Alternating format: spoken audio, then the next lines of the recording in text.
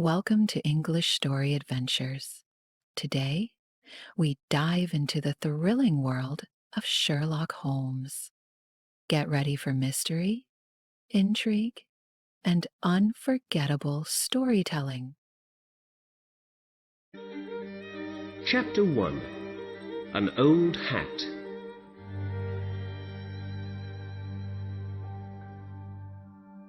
My name's Dr. Watson, and I'm a good friend of the famous detective Sherlock Holmes.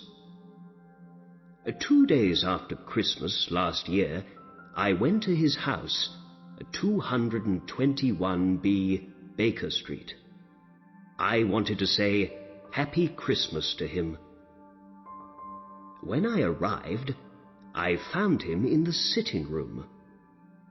He was by the window with some newspapers next to him. There was an old hat on a chair near him, and he had a magnifying glass in his hand. "You're working on something," I said. "Shall I go?" "No," said Holmes. "Sit down and look at that interesting old hat over there." I sat down. It was cold out in the street, but it was nice and warm in Holmes's sitting room. "Why are you interested in that old hat? Is it something to do with a crime?" I asked. Holmes laughed. "Not a crime, no," he said. "I got it from Peterson, the doorman at the Baker Street Hotel. He found it in the street and brought it here on Christmas Day for me to look at. He also brought a dead bird with him, a good fat Christmas goose, at the same time. I gave the goose back to him this morning. He's cooking it at his house now, and he's going to eat it for dinner tonight."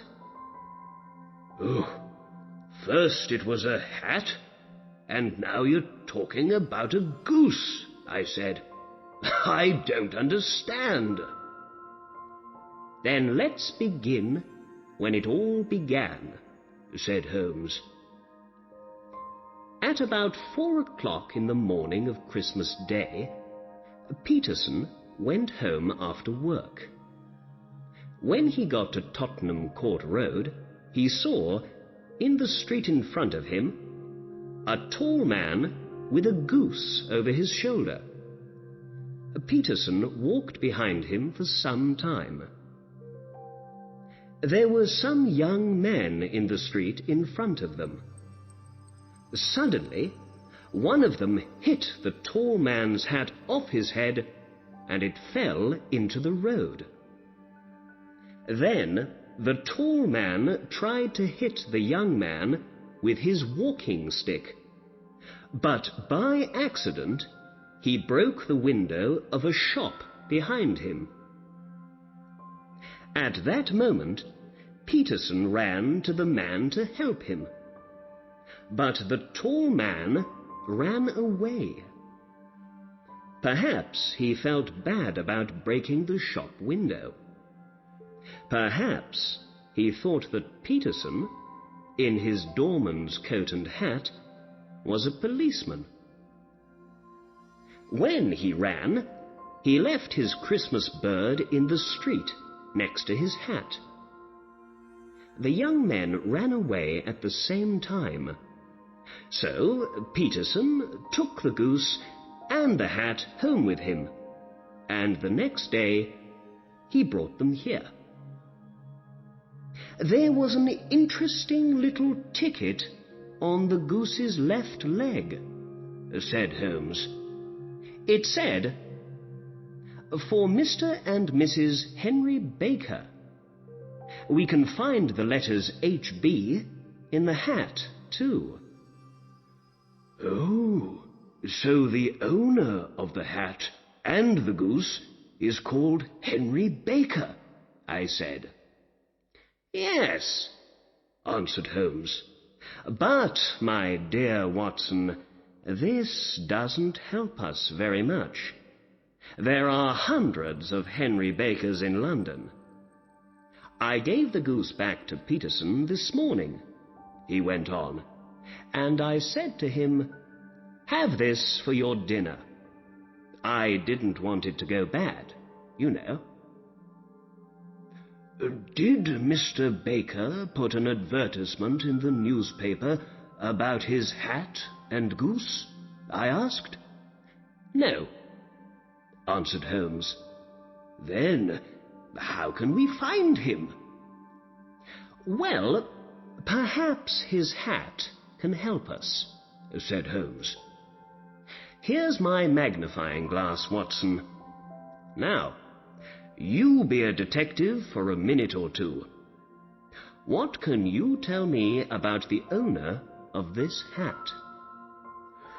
I took the magnifying glass and looked at the hat. It was black, but old, and very, very dirty. I saw the letters HB in it. For me, it was no different from any other old black hat. "I can see nothing," I said, and I gave the hat back to my friend.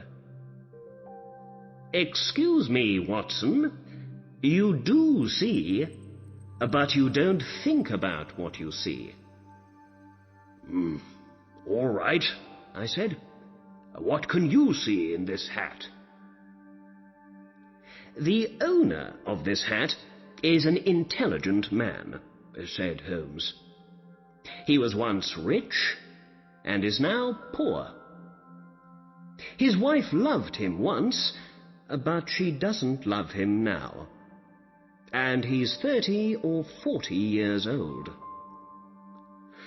"Well, perhaps I'm slow, Holmes, but I don't understand," I said. "Why is he an intelligent man, do you think?" Holmes put the hat on his head.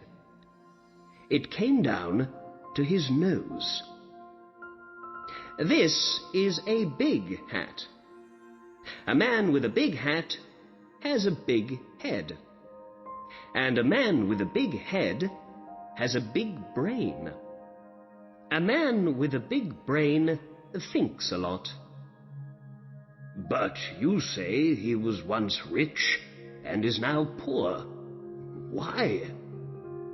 "The hat is 3 years old. I remember these hats were in all the shops then. They were very expensive, too.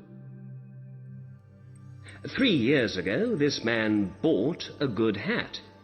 So he was rich then, but he has no money to buy a new hat now, so these days he is poor." "All right," I said, "but you say he is in his 30s or 40s. How does the hat tell you this?" "Well, when I looked carefully at the hat with my magnifying glass, I could see some grey hairs in it. People usually get grey hair in their 30s or 40s. "I see. But what about his wife? You say she doesn't love him."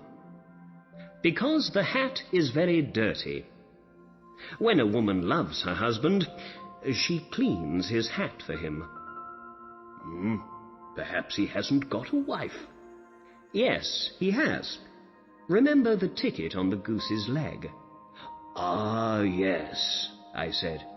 "You have an answer for everything." At that moment, the door opened, and Peterson, the hotel doorman, ran into the room. He looked very excited. "The goose, Mr. Holmes! The goose!" he said. "What's the matter with the goose?" asked Holmes. "Did it come back from the dead and fly off through the kitchen window?" "No, Mr. Holmes. My wife found this in the bird." Peterson opened his hand. There was a beautiful blue diamond in it.